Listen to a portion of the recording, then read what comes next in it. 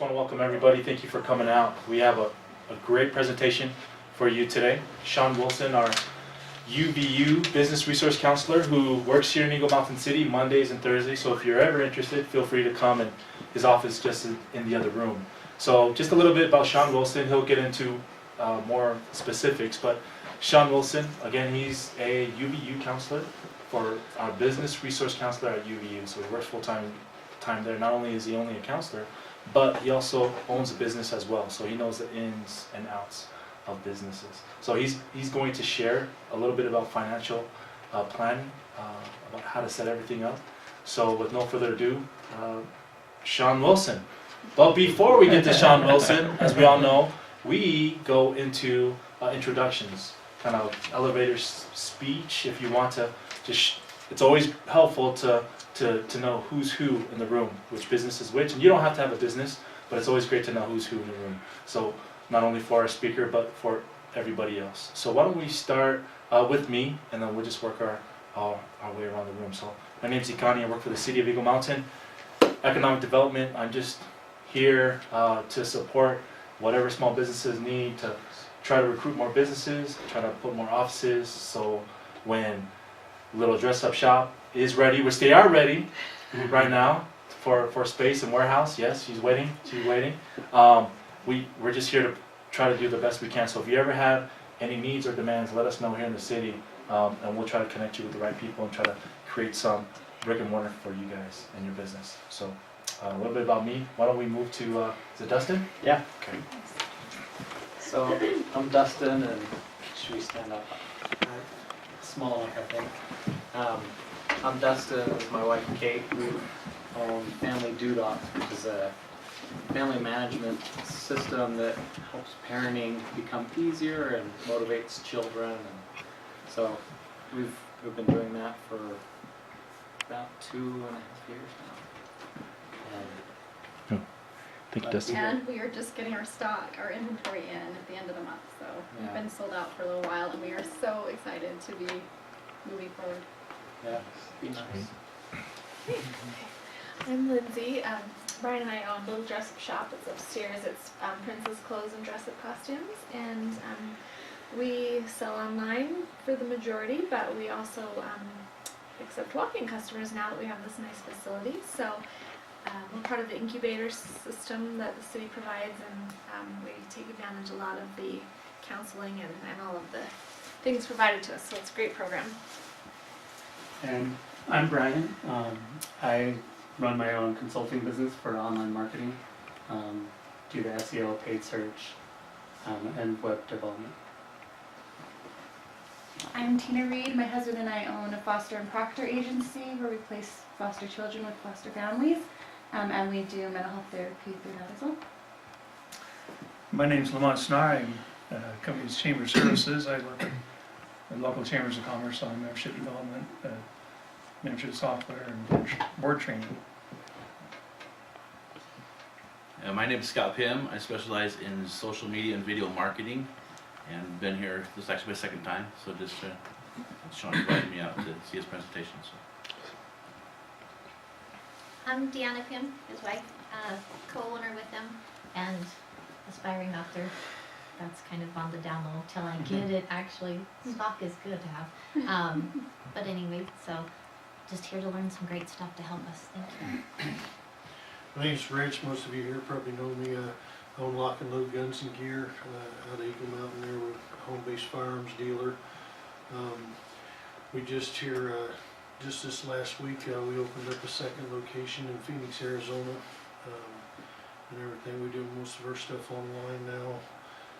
We also offer financing on guns and accessories, and hopefully someday be able to open up Utah's largest gun shop and indoor firearms training facility.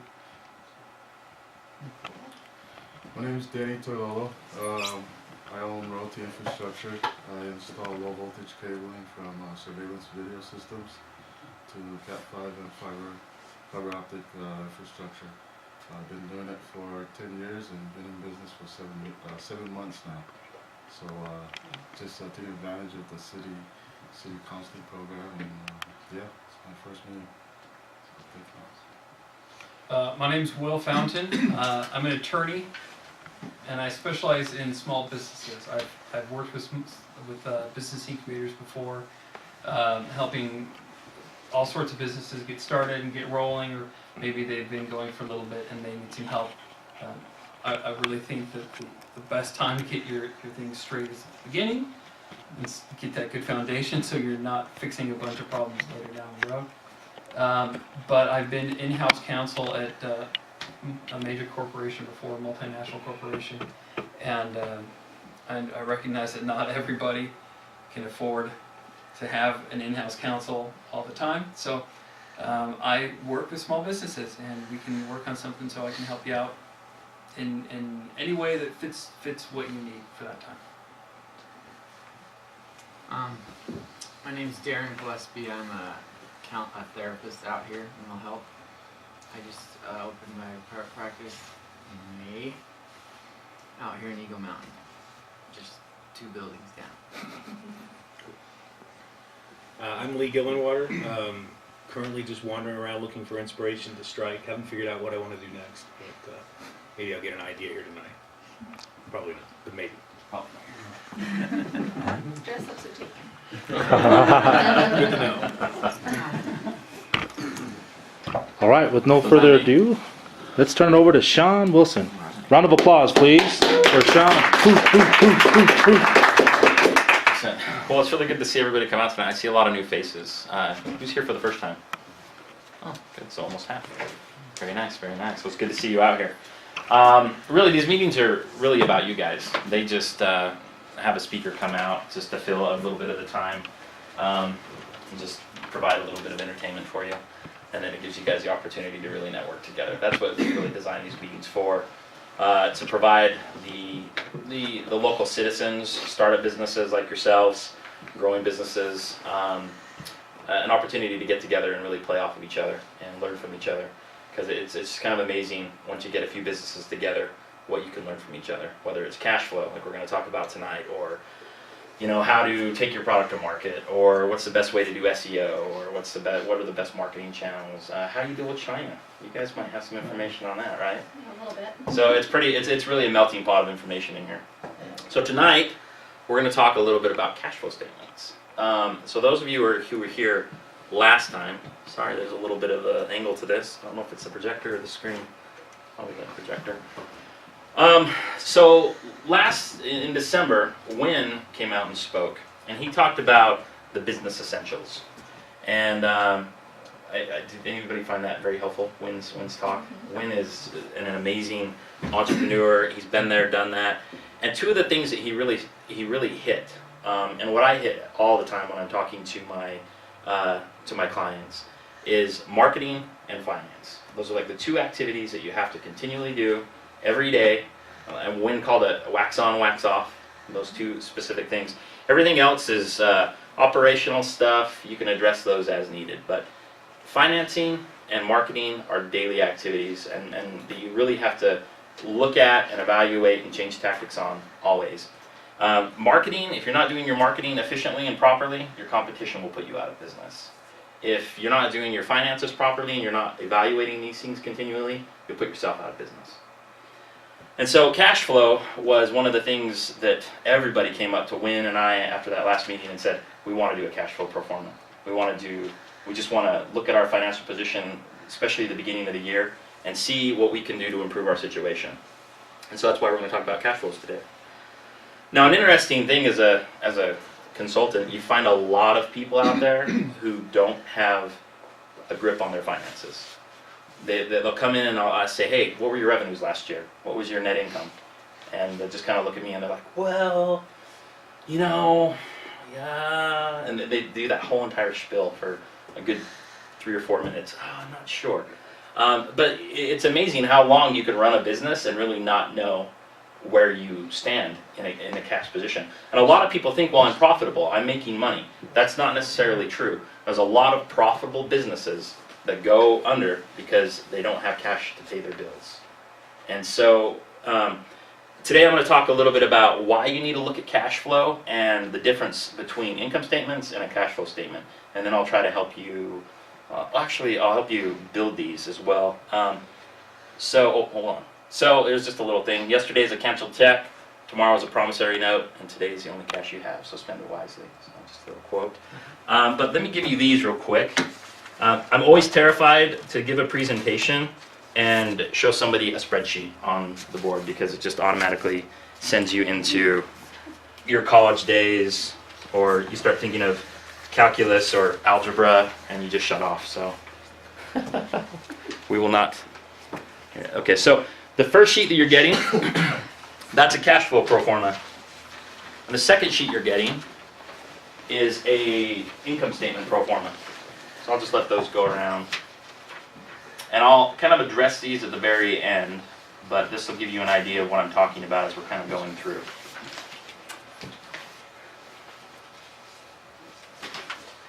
Okay, so you guys ever heard the term cash is king, right? You gotta have that mentality. And it kind of goes back to that. There's a lot of profitable businesses that go under because they're cash poor. They can't pay their bills. So most of the time when people are looking at their P&L, does everybody know what a P&L is? So your profit and loss statement at the end of each month. So your profit and loss statement is simply looking at your revenues, it's deducting your expenses from those revenues, and it's either giving you a profit or a loss, okay? Now cash flow is only looking at the cash that's moving through your company. So I tried to word this little statement here in such a way that it would make sense, but it's kind of hard to word. Every time I took accounting classes in college, it was always hard for me to understand exactly what they were saying about cash flow sometimes, but this kind of breaks it down. Cash flow is different than just tracking revenues and expenses. And that's what a P&L is, revenues versus expenses. And that's the smaller page you have right there, okay? Revenues and expenses should be tracked based on when money is earned or spent, not when it's received or paid out. Does that make sense? When money is earned and spent, and when it's received and paid out. So a lot of people, a lot of service-based businesses, they earn the money way before they bill for it, right? Or so they'll bill for the money, it means they've earned it, they performed the job, but they don't receive the money for maybe 30 days or maybe 90 days after the job is done. Or never. Yes, the cost of doing business right there. Okay, so, but see, when you get a P&L, a profit and loss statement, you're seeing what money you earned and what expenses went out. And it's giving you a profit or loss, but it tells you nothing about your cash standpoint, where you are actually at the end of the month. So that's why it's really important to remember that money earned and money spent, not when it's received or paid out. See, now that's cash flow. When money's received and when money's paid out. And that's specifically what cash flow evaluates, received and paid out transactions, okay? And so a lot of people, they'll look at their income statement at the end of the month and it shows a nice little black number down there that's a positive, and you're like, yeah, life is good. And sometimes, most of the time, a lot of people don't even look at their P&Ls at the end of the month.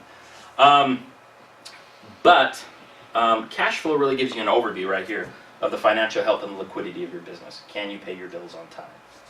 And so let me just tell you a little bit about the differences right here. So anybody ever done your taxes for your business and you're like, man, I didn't make any money last year, but you had money to pay the bills and everything, and you still have a little bit of cash in the bank, but maybe the income taxes shows a little negative number at the end of the year. So there's a lot of factors that go into your taxes, and one of those things is non-cash based transactions like depreciation or writing off gas expenses and everything. So some businesses will depreciate millions of dollars in equipment every year, and that's not a cash transaction. So at the end of the year on your income taxes, it shows that maybe you've lost money, but that's not the truth. You could have made money, but those non-cash transactions reflect really oddly in your income statement, in your income taxes. Okay, so a lot of property, plant, and equipment you depreciate, and so that's going to affect your bottom line at the end of the year on your taxes.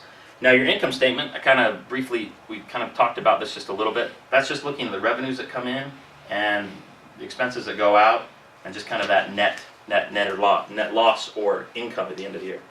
Now cash flow, like I said, that's just looking specifically at the cash that's moving in and out of the business. Now there's 3 different types of cash flow in your business. You have financing activities, investing activities, and operational activities. Now, with the group we have, startup businesses, kind of growing and maturing businesses, most of you are dealing with this operational aspect of your business. So operations includes the cash effects of transactions that create revenues and expenses. So any transaction that happens in your business that either gets you money or you spend money on, that's an operational cash flow, okay? Let's see. Okay, and so really what we're going to do with these cash flows tonight that you have in your hands and these pro formas is we're going to try to look into the future a little ways into your business and see exactly where you're going to need money. And a lot of these are essential for businesses that are, if you're starting up a business, you need to do a cash flow analysis and a pro forma analysis. And another one is for getting any type of funding through a bank. If you don't have these things done and if they don't look accurate and correct, banks just don't even want to talk to you. So these just allow you to plan for the future and 1 to 3 years ahead of time. It's tracking money that moves in and out of your business and future projections right here. So as you're building your pro formas, I don't want to skip ahead. As you're building your pro formas, the main assumptions that you're really making are your sales, right? What sales are going to be coming into your business. And then you're going to have, well, I don't want to talk about expenses just yet, but knowing your revenue model is probably the most important thing in business. And you've probably heard revenue model stated as a business model as well. Anybody know what that is exactly? Just basic revenue model stuff. Okay, basically, revenue model is how you make money. What it costs you to sell your product and gain money back, right? So this is your revenue model. Now, a lot of people have a lot of channels in which to generate revenue. Service-based businesses are pretty, you're a pipe fitter. You go in and you fit pipe for people. You install, buildings and so on. Your revenue model is pretty basic. You go in and you provide a service, right? But a lot of people have a fairly complex revenue model. I'm trying to think of some really good complex revenue models. Or tiered modeling. Any company that has tiered modeling has a complex revenue model. But anyway, so one thing before you're starting up, or if you're in business right now, you have to identify all your channels in which you're generating revenue. Okay. Now next, as you're creating these things, let me see if I can grab one. Is there an extra one hanging out there somewhere? Okay, I don't want to skip ahead at all. So as you're building these, you'll see a column right here on the very, very top, the top of your form right here. And this is where you're projecting all your cells. Now, in the bottom section right here, you have your cash paid out, okay? So when we're talking about all your expenses, I mean everything, all the way down to how much you're going to spend on paper clips and office supplies throughout the entire year. These are things you're going to want to build into this cash flow pro forma. Now, one thing I'd like to do it, just one up here, but you all have very unique businesses. You're going to have different expenses. You're going to have different streams of revenue. So just as I'm kind of going through this, just take into account as you're looking at this that when I'm saying all your expenses, look at everything you're going to need to spend money on. And what it's going to allow you to do is to look out, 12 months and say, okay, in July, we're going to have to buy more inventory. Or in December, actually, let's use you guys for example. What happens to you guys are very seasonal, right? So what happens to you guys come September, October? What do you need to plan for? We need to buy a whole bunch of inventory to get through Halloween and Christmas. Okay. But we haven't done the sales to have the money to buy all the inventory. Okay. So how do you guys finance that, or do you just stuff that cash away at the end of your peak season, and then? In the most recent years, we've gotten a cash flow loan to pay for it, and then pay it off at the end of those 3 months. Okay. Or some vendors will give us net terms. Okay. To get it, sell it, and then pay them. Okay. Your first you go around. Was that a surprise for you the first time you had to order inventory, the second year or the third year when you were in business? Did it ever hit you as a...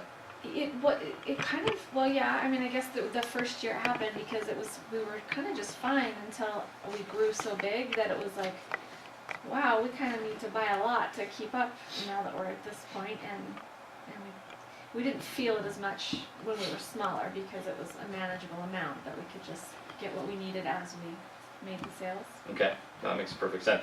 But so one thing you said is it kind of, you grew to a point where it kind of hit you and you're like, whoa, okay, we have to compensate for this. And that's really what happens a lot with businesses. a lot of times if we're not doing pro formas regularly, we can't anticipate growth. So a lot of times we can anticipate or hope for better sales, but a lot of times that comes with added inventory, added costs. And unless we're constantly looking at our pro forma projections every month and evaluating, okay, where's this road taking us? Are our sales going down? Are they increasing? And if they're increasing, what's going to happen to our inventory? If they're decreasing, should we back off on inventory and maybe sell some of our existing inventory so we don't have a lot of inventory just sitting on the shelves collecting dust? So that's kind of one thing that the revenue model is specifically, the cash flow model is designed for, is to allow us to look further down the road and anticipate little changes like that in the road. Now growth changes are the best changes, right? All of a sudden you start growing like crazy and you need inventory. Kate knows about that. Okay, now the next thing is you're building this. You really need to start clearly defining your assumptions.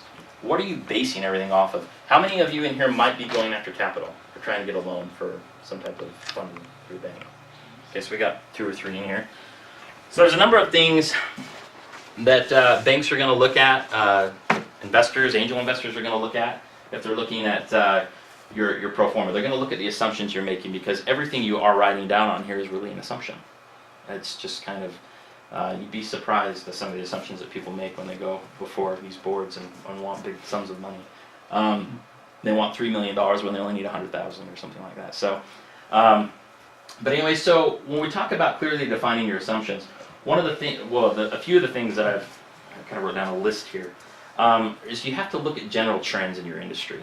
Where are things going? Do they tend to fluctuate in different seasons? Capital purchases.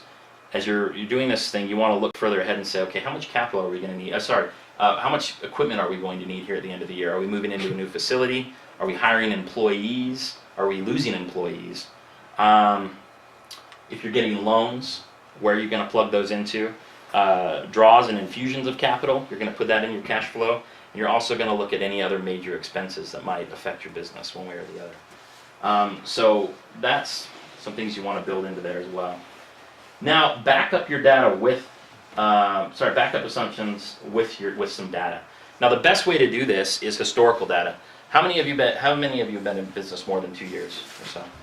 Okay, so everybody. So if you're going to go home and you're going to do this, I'd like you to go back and print up all your financial statements and see where you've been the last 2 years.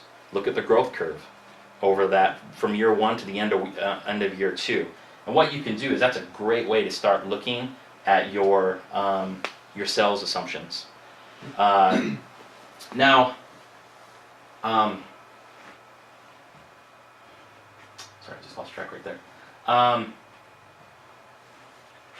a lot of you guys might be going into a new industry or starting something new, and you might not have any historical data. But Google is just phenomenal for looking up what some companies are profiting, what some companies are doing in their industries. If you guys are really interested and you want some intensive research done, we can do some research for you at the SBDC. We have a network we can call called SBDC Net. They're located in Texas, and we can ask them to do some really intensive market research for you in your industry specifically. They can do ring studies, so we can, if you guys decided to find a location in Lehigh, and you give us your address, and we can do a ring study 2 miles out, 3 miles out, and I think 6 miles out, and it will tell us all the trends that are happening in that industry, what people are spending on educational tools, maybe what some people are spending on kids' clothing.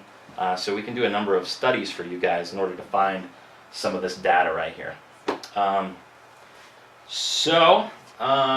the next thing, building your pro forma tips.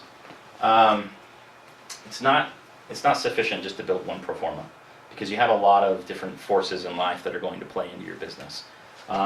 So there's 3 scenarios that we base pro formas off of: your best case, your likely case, and your worst or break even. Most people just call it the worst case. I just call it your break even, because if you don't break even, you're probably not going to last very long in a lot of industries. So the best way to do your break even, so you're going to do 3 of each. So the first one, the pro forma income statement, you're going to just look at your revenues and your expenses throughout the year. And then the cash flow, you're going to do the same thing. So you're going to do 6 statements in total. Now it sounds a little tedious, but it's actually fairly easy. Trust me. Once you get one done, it's really easy to build the other ones. So the first thing with break even, that is where your revenues basically equal your costs. Okay, so you're making $0, but you're able to cover everything that it costs you to stay in business. Now, these are the kind of the assumptions that I've used when I've taken things to the bank for the likely case scenario. So I usually say, hey, okay, if we do just a little bit better, let's say we do 20 to 30% better than our worst case scenario, this is probably where our sales will be, okay? And then with your best case scenario, if the sun shines on your business every day, I'd ask you to say, let's amplify those sales by 40 to 60%. Now you have to be really realistic here. A lot of people come back and they say, whoa, well if our sales are 120% better than the year before, I think this is probably where we're going to be. No, that'd still be fairly conservative. You want to be conservative with these things. Don't shoot for the stars right away. But be analytical, use data, and back up all your assumptions when you're building these things, okay? Now one thing I will tell you, with all your scenarios, you're going to get, on your pro forma income statement, you're going to get a profit or loss. Now that profit or loss should be fairly accurate to trends in your industry. So let's just say that I'm a bike shop, okay? At the end of the year, my projection should be on par with the profit margin of most bike shops. So I think that's about 9 to 13% for most bike shops. So you don't want to show a profit at the end of the year of 35% profit margin when you're a bike shop. It's just not going to happen, right? So these are the scenarios that I tend to base everything off of, and usually they're fairly accurate. Any questions about this right here? Okay. Now next, this is improving cash flow. Talking to entrepreneurs everywhere, they say, I need to make more sales, close more business, and retain my clients. Those are the three biggest things that entrepreneurs need. And I think that improving cash flow really helps with those pains a lot. Now these are kind of like, I think I have 4 or 5 tips on here as far as improving cash flow. How many of you invoice or will invoice in your company? Okay. Invoice immediately. Just do it right away. If you don't invoice immediately, and say like you issue your invoice a month later, or even 2 weeks later, or a week later, you're essentially giving your lender, you're lending them money free. So let's say like you guys, right? Oh wait, no, I guess not you guys per se. I was thinking about the other way around. It would be great if your company's. My husband has private counseling practice, and Oh. that's a perfect example. Okay. He doesn't invoice immediately. Yeah, right? It's awesome. Yeah. So you're basically, it's an interest-free loan for them. They And then love it. When they move, it's all over. Okay, You yeah. just gave it to him for free, so. Exactly. And the second you start invoicing late, customers think, oh, I can get away with this. I don't have to pay them necessarily right away. And I've actually had that problem several times. Remember my first year in business, I think I sent out 65 invoices 3 weeks late. And then I had really problems with cash flow at the end of that because I didn't have the money there to pay employees. So just invoice immediately. Plan for it way ahead of time. Have those invoices done 3 or 4 days before they're supposed to go out if you can. But invoice immediately. Now the next thing, if you have big projects that you're taking on, say like you need a lot of materials, maybe if you're in construction or Denny, laying cable, that can be really pricey. There's a few ways that you can mitigate cash flow problems if you get a percentage up front, half up front, or offer people discounts if they pay up front. You can do installments, and then if people are not paying on time, or when you invoice or when you're doing big projects, make sure you're implementing the late fees. It's hard, especially when you're new in business, to be the bad guy. You want to retain customers. You don't want to, make anybody feel that they, or you want to be liked. You're a new business owner. You want to keep your customers. But you can't afford to let people continue to slip through the cracks unless they're really good friends or family, and then you'll never get the money. Okay, so a big trick is stretching your accounts payable. Anybody here have 90-day billing terms at all? Anybody bill? Okay. Denny, you might deal with that in your industry, getting some bigger contracts. 90-day terms. If you, or you guys have 90-day payable? Do any of you guys pay right up front, don't you? Yes, we can. Okay. Do you guys have, what are your terms for China? Half up front and half when it arrives. Oh, okay. Well, here are some tricks about payable accounts.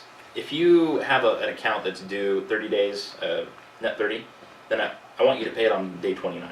Okay, don't ever be late. Don't ever anticipate to be delinquent or late on your payments. But in order to stretch your cash, it's just best to wait as long as you can until you have to pay that bill. Now, a great way to really extend, if you're having cash flow problems, is to use a credit card to pay an account that's 30-day payable.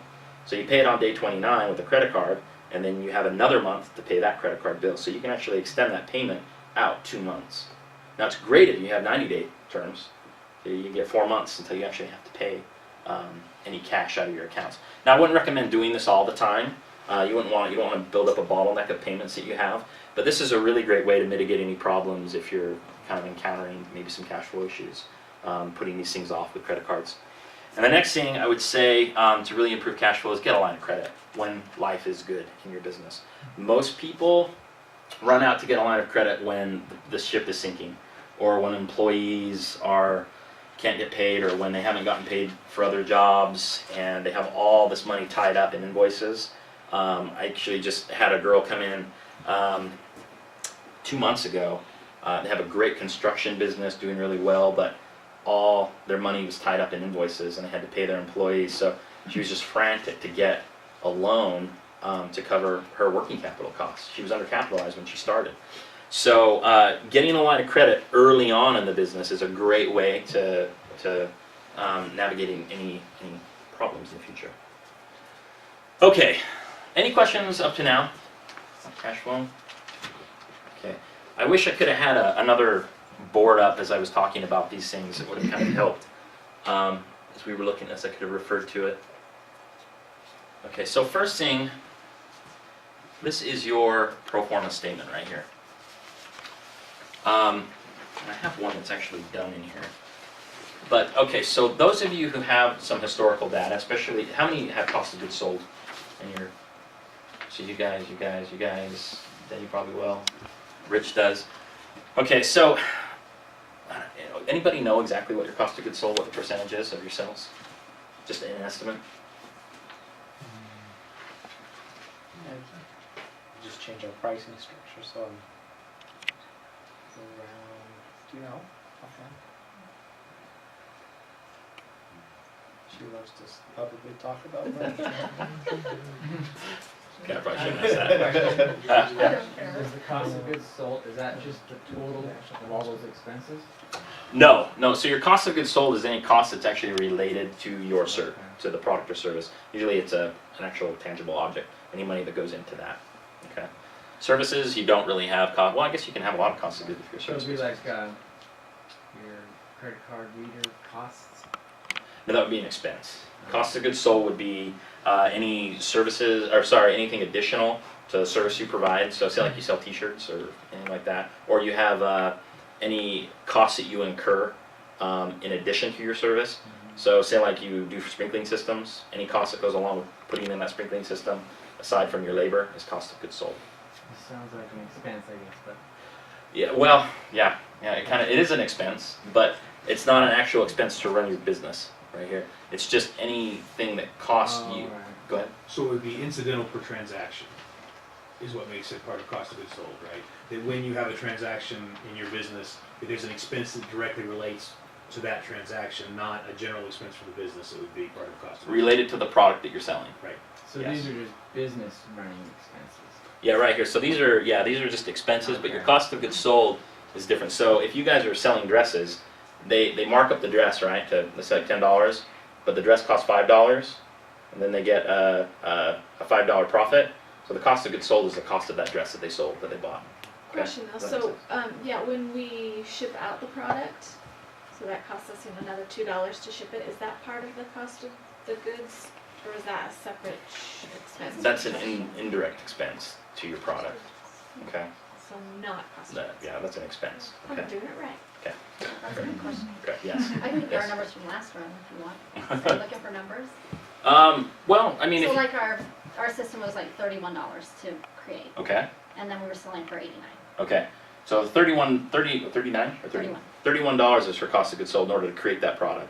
And she marks it up. And then when she sells it, she eats that. She has to deduct that cost out of her revenue, because she sells it at $89, but $31 of that is her sales. Or sorry, is your cost of goods sold.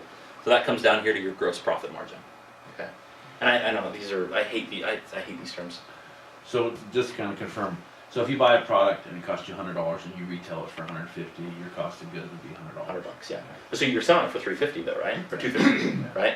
But so your sales come in at $250, but those aren't actually your sales. Yeah. Only only 100 of that is sales. Wouldn't you figure your, like she said, your shipping costs in there, because that's gonna take away from your actual profit.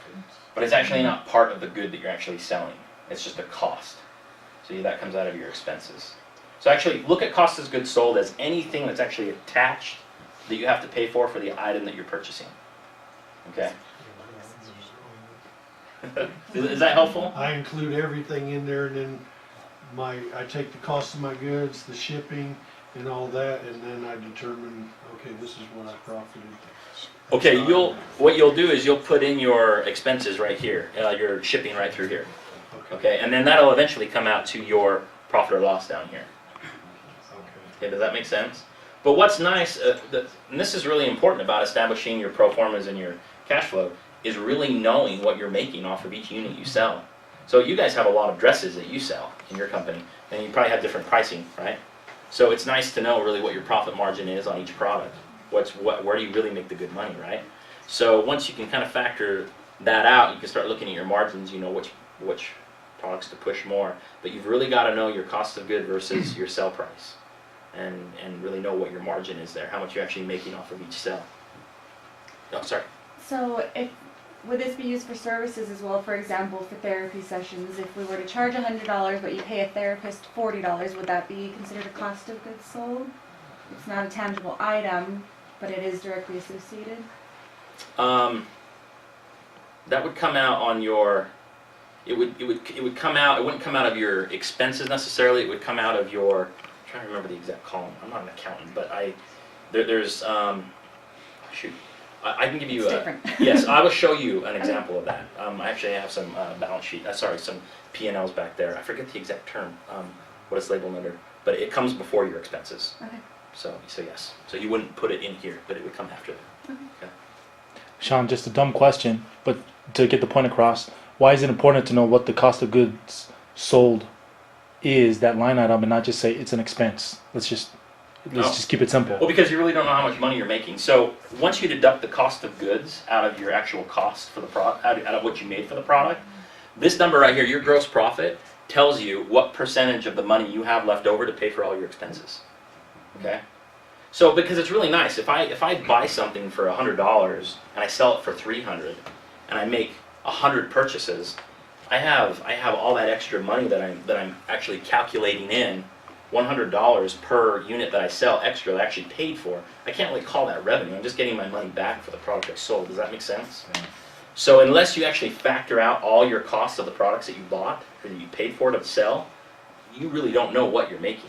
So that's why you deduct all the cost of goods sold, and that gives you that gross profit margin. It says, after everything you've sold, this is the big chunk of money right here that I have to make up for all my expenses to run my business. Does that make sense? Great question, Connie. I think this is right. So I do counseling, and I lease the office by the hour. So that probably should be cost of goods. So No, that's an expense. Because it's tied to each one. Every single time, each hour of counseling has 1 hour of office. It's not. It never changes. But that's just an overhead to run your business. I mean, if you're renting the space, that's just overhead. That's a fixed cost for your business, is your rent. Okay. So it's not fixed. It's always different. Depends how many times. So that's a variable cost. Yeah. If it's that's a variable cost, and you'll see that right here. So your variable cost is different. Go ahead. Quick question: if you have a variable expense.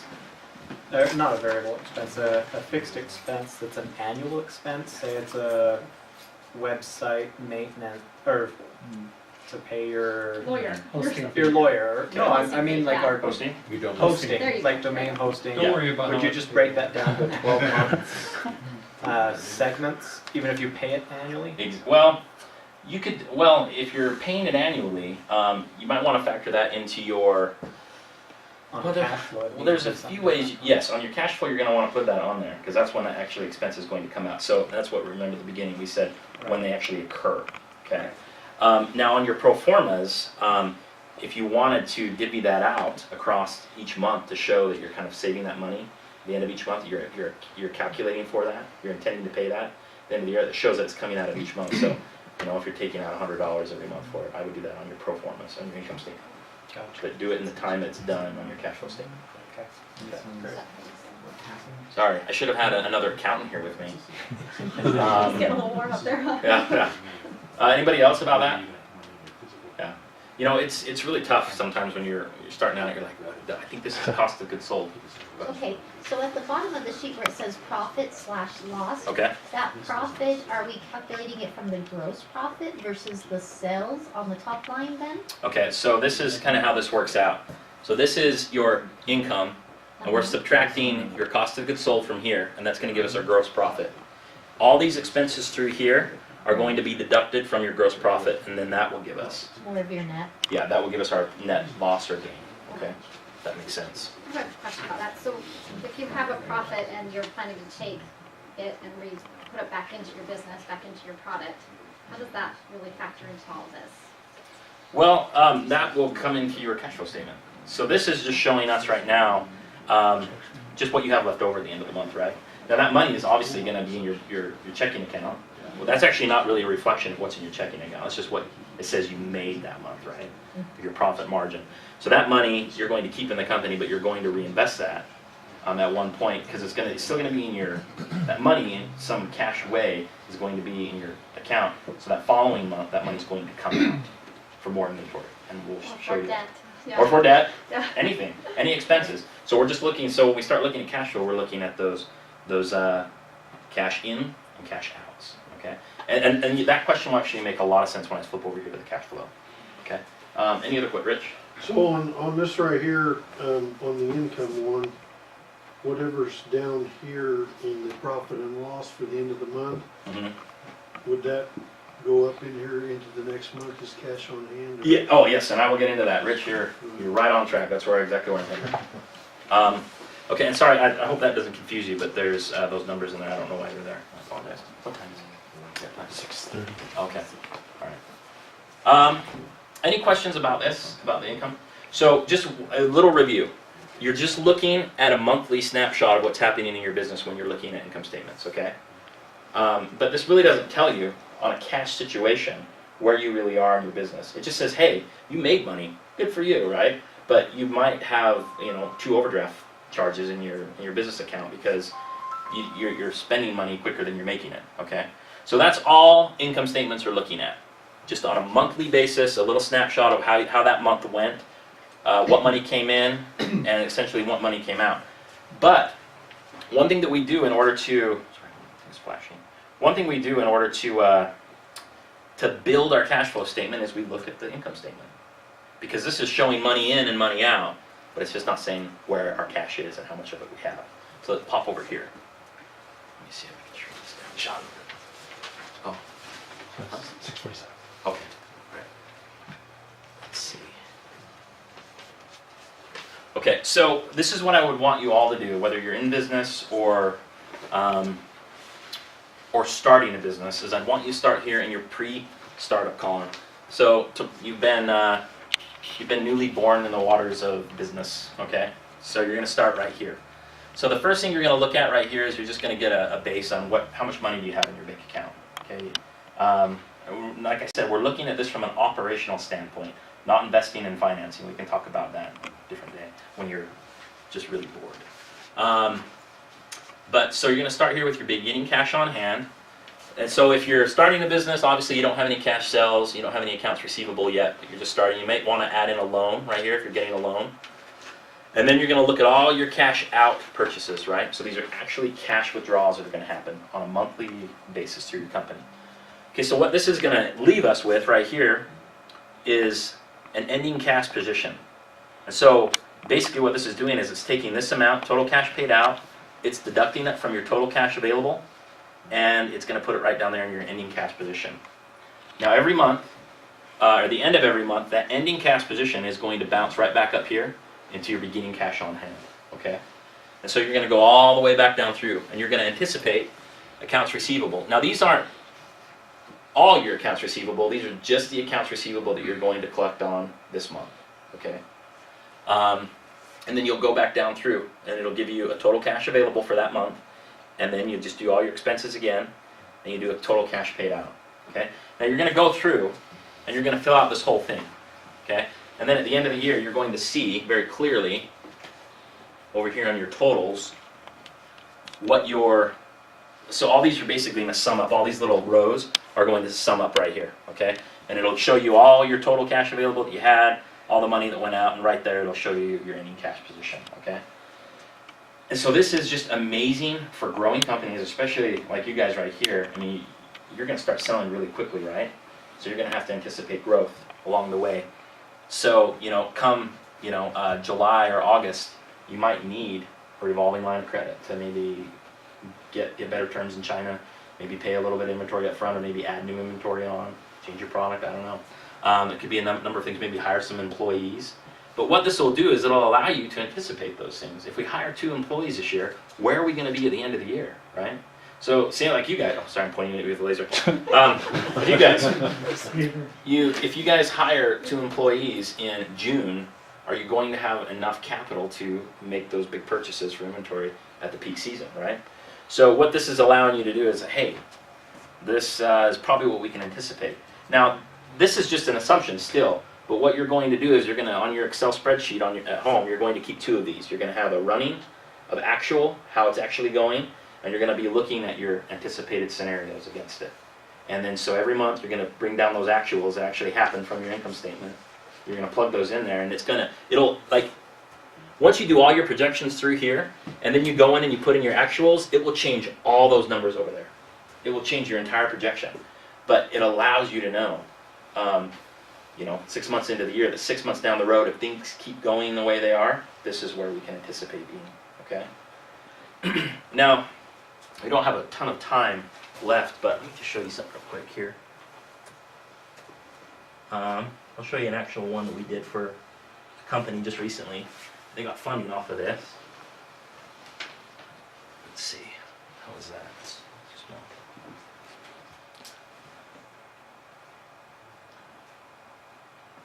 Okay, so this was for actually a local company around here. So if you go through and let's just say like their inventory, can you guys even see that? That's really small. Is that a little better? Okay, let's just do this.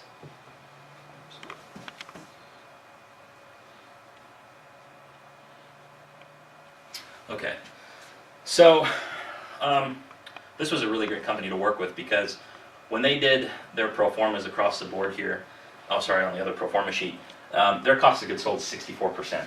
So they have a huge chunk that comes out of their sales for cost of goods sold. But this is what they were estimating as far as cash on hand at the end of each month would be. Beginning cash on hand right there. Let me see. Oh, I'm thinking this is I can scroll up and down with this, but I can't. So if you go through, let's just say like you intend to hire an employee, you plug in, you know, 4,000 or 6,000 here, 7,000 there. It'll change all your totals over here at the end of the year to really reflect,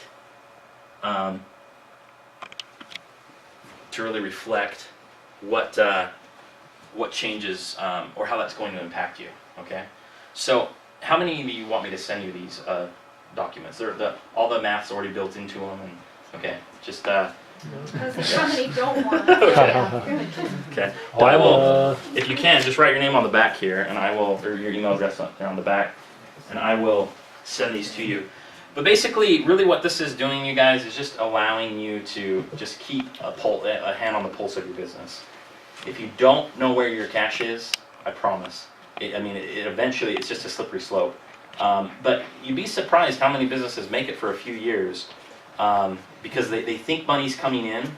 Oh, we made money, but they're not deducting the cost of goods sold. So, you know, like, so that one company, this one right here, their cost of goods sold 64% of their revenue. So if you take, 64% out of a big chunk of revenue, that's only leaving you with 36% of actual money to cover your operating costs. So they came in and they, not this company, but I've had companies come in before and they're like, we're doing amazing, look at our sales. And then when you take out their cost of goods sold and they realize that maybe they have 20% to spend on operating costs, you know, I've seen businesses that have, you know, negative 50,000 at the end of every year. And I asked them, how are you financing this? How are you keeping this afloat? They don't know because they're not looking at their finances. They don't know where it's coming from. So if the main lesson to be learned, the big takeaway here, is that this is really the way to keep control of, or kind of navigate your business through changes, through economic forces, through social forces, anything that could impact your life or your business. This kind of allows you to anticipate those things. Not to break out the train of thought, but what do you do if every month's different and you don't have the same clients every month and they fluctuate every quarter? How do you base your sales on something that you just don't know? Well, the one thing that you have to base everything off of is breaking even. If you can't do that, then eventually the ship will sink. So that would be my baseline for you, is just say, what does it cost you in order to produce and film videos, post-production, and everything else like that, and to get it out? Those are what your costs are. So if you're only doing one or two, but also with somebody like yourself, Scott, I mean, if you decide to do this all in, and this is the only business you decide to do, then you're going to have to factor in your living expenses there as well, and then that would become your break-even point. So your business operating costs, your living costs, and you don't mix them in bank accounts, but you have them on the same spreadsheet, and you say, this is my break-even. My business is going to survive, and my wife's going to be happy. We have to have this much money, right? You gotta have that, you gotta have that. So, The assumptions seem to be the tricky part. Again, using this as a planning tool or a forecasting tool, let's say on the expense side I decide, I really think at this point I'm going to want to add another full-time employee. Figuring out the expense of that takes a little work, but it's pretty straightforward. Mhm. Figuring out how that's going to affect sales and the revenue side of that is a bigger challenge. What's the best way, and that's probably a topic for another day because it's pretty involved, but what's the best way to get good data to make sure those projections are accurate so that this ends up being a useful tool instead of just numbers that you pulled out of the air? well, number one, I wouldn't hire an employee who can't at least make their wage for you in the economy. That's the first thing I would evaluate. Can this employee at least make what he's going, what I'm going to pay him for? Can he bring in sales, what I'm going to pay him? Another thing I would evaluate is just really your current cash standing. You know, if your sales don't go up for the next 3 months, if they stay a little stagnant, can you still keep them on? That's a big factor there as well. But the nice thing about it is, like right now, at month one, as you're looking at this, it's kind of like, how am I going to project all this? But when you get out to about month 6 and you have the actuals in there, and then 6 months of assumptions, it really makes the picture change a little bit. You can say, well, you know, I could probably hire this employee here part-time if the road keeps staying the same. But then you do your best case, your worst case, and your likely again. You know, and you can revisit that. This is not a fixed plan for the year. This is something you revisit continually. But as long as you have your hand on the wheel, it's easy to make those corrections. So if you do hire an employee, and it will always be a bad idea if you don't have this kind of analysis going on. But as long as you've done some, I mean, it's fairly, you'd be surprised, especially if you have some historical data or you have 6 months of operating data, how accurate you can be with some of your assumptions if your business is kind of on that steady course or growing. So sorry, that's not the best answer, but that helps. So, any other questions?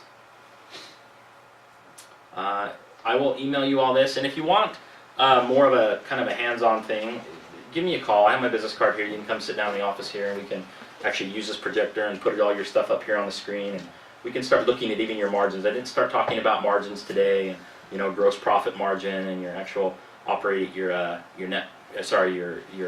profit margin, your net income. But those are just such important things to really know about your business, always. So, yeah. Any other questions? Just wanted to give time yeah. before we end. Usually we end with any questions that you may have within your own specific business. Maybe we throw it out there and other businesses can help. So I don't know if there's any holes, any gaps. There's a lot of smart people in this room. We can always solve some problems. Are there any questions like that anybody wanted to pose to another business? Well, I guess everybody knows everything. And if not, no worries. We're not trying to force anything. We just usually that's kind of what we do. Yes. I have a question, just out of curiosity mainly, for you guys. Sorry, tell me what you do again, or the name of your company. Family Doodles. Family Doodles. Okay. So like you mentioned something about. My numbers are going to be off because I just roughly heard. You said something about it costs like $31 to produce this kit, but then you sell it at a higher cost. And with that markup, is that including your business expenses of having to ship it and that sort of thing? Not necessarily, hey, we're just going to mark up the product. Is that more where you figure that in? I mean, how do we get from cost of goods to our sell price? Yes. There's a I few mean, different I theories don't on want it. to get too There's personal, but three. I'm just No, you're fine. curious. It's a lot of people look at 3x and 4x. So you take your product cost and then you times it by 3 or 4 times that to get to your product cost. Now, that's a generic thing, and you can go more specific to your business and what specific expenses you have, what profit you have to have at the end of the month, and you see can the market bear that price. And if not, you have to kind of pull any levers to reduce the cost, or see if you can shrink any of your expenses or your profit margin expectations. So that's kind of how we got to the roughly $90 per product was 3x. Okay. That's cool. Yeah, it's tricky. Yeah, I bet. One tip I would kind of recommend, I mean, that's a great keystone in your product, market, you know, at least 2 times or 3 times, 4 times, whatever. It's a standard method, kind of rule of thumb. A really great method is asking your customers what they would pay for a product or service before you launch it. It's a great way to, before you actually scale a company or launch anything, just to kind of get a bead on what people are thinking. And you can even just talk to everybody. Hey, this is the product or service that I might, launch or take to market. What's your price point? What do you think this is worth? What would you feel comfortable paying for this? And it's helpful. Also Googling around your similar Right. products. Competition. See what they are charging and what the market can bear. And to put a stamp on what you said, if you actually share that to a social platform, ask people on Facebook, Pinterest, Twitter, ask them what they'd pay for your type of service. It's a way for you to get into the social media aspect of them to actually come to you and say, I'd be willing to pay this for this type of a event or this type of a lecture or whatever it is that you do. It's a good way to kind of get a poll as well. Although you do want to make sure that even if they're lowballing it, that it's really worth your time and your effort. If they're saying a certain price, you still may want to mark it up. Yeah, there's a lot of Make it worth cheapy. your time. Make sure you're actually talking to your customer as well. There's a lot of people who, yeah. It's good questions. Any other questions, comments? No, I want to talk to the lawyer after Oh, yeah. There we go. Spotlight. Making connections here in the business forum. This is great. Really, we, like I said at the beginning, this is for you guys. I'm sorry I went so long. There's a lot of questions, which thank you very much. But really, these are for you guys as well, just to network, synergize, as they say. And this is how economies grow. People networking and sharing their ideas, helping each other grow their businesses, and it's just a great thing about it. So. Awesome. And Sean, can you share your contact information for those in this room Yeah, and also yeah. for those watching the video? If they had any questions of this presentation, they can contact you, call you, email you. Absolutely.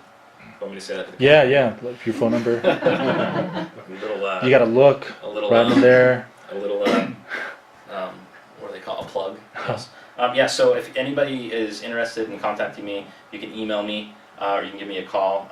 My best number to get a hold of me is 801-863-6975. And then I'll give you guys my cards here. And we can set up a meeting. I'd love to meet with any of you. Especially if you're looking to get capital for your businesses, we can help you do that. If you're looking to even just do a business plan or you're looking at some marketing strategies, we can help you with that as well. And obviously, we can help you with your cash flow projections. Okay. So. I think we're good. Round of applause for Sean Wilson, everyone.